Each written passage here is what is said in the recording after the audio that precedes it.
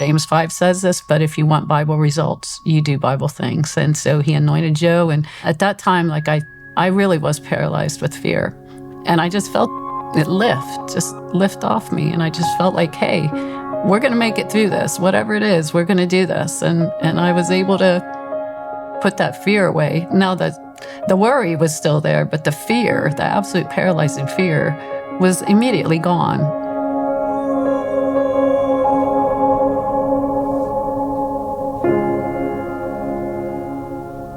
In July of 2023, we're on vacation.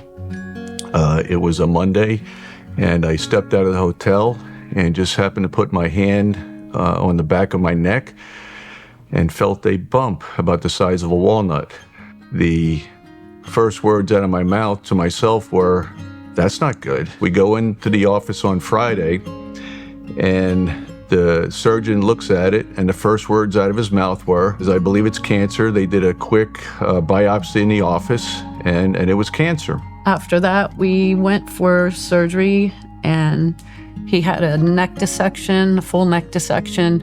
Found out it had actually spread a little further than we thought. It had invaded the muscle, had attached to his skull. And well, we said, what do we do? Well, we're going to biopsy these just to prove it and to see what other treatment we recommend. Is there anything else this could be that would not be cancer? And they said, no, this is cancer. I was on the way home, and I had what I would call a come to Jesus meeting with Jesus.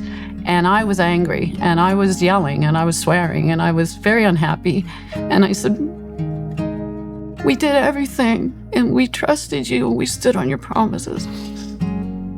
And by the time I got home, my anger, I had released it. And I came home, and I literally laid prostrate. And I said, Jesus, I'm laying Joe at your feet. And whatever it is, I trust you. And then the next day, I went to get my hair done, and the girl was on my hair. And she said, can I pray for you? Because I was so devastated. And I said, I'd appreciate it. And she starts to pray, and I see her face in the mirror, and I'm like, what happened? Because like her eyes, it was like she wasn't there. And she started to tell me all those questions that I threw out to Jesus in my anger. You are going through this because, and you're going to tell everybody from here on out about your story, about the miracle that I am going to do in Joe. Part of the challenge in being a believer, and this is for me, is that typically God shows up at the 23rd hour and 59th minute. And it's a real challenge before that in being faithful, in trusting in Him. And in the meantime, you're getting bombarded with thoughts from the enemy. And we have to just play to the final whistle. And so the next day, we go in for this procedure. When they took Joe out, the doctor said, I'll be a half hour. An hour and a half went by. I didn't even notice it was an hour and a half because we were just so wrapped up in talking about Jesus and miracles and praying. And the doctor came in and he said, I'm really sorry. And I thought, oh my goodness, what are you going to lay on me now?